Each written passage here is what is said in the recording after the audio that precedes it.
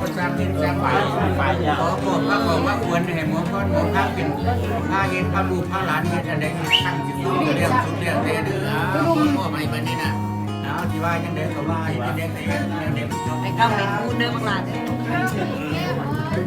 มันใครเป็นใครเราเนี่ยนะทำใจเลยนะกว่ากันใครจะเบิ้ลเจ้าเกี่ยวเจ้า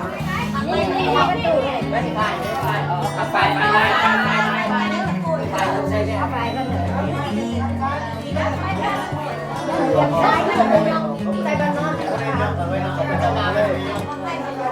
ของบ้านนอน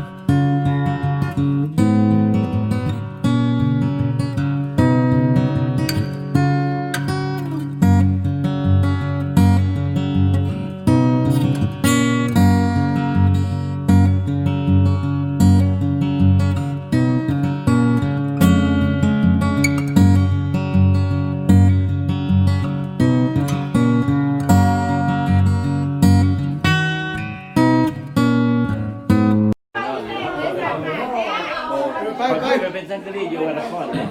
2 ปีเจอที่ใครเลย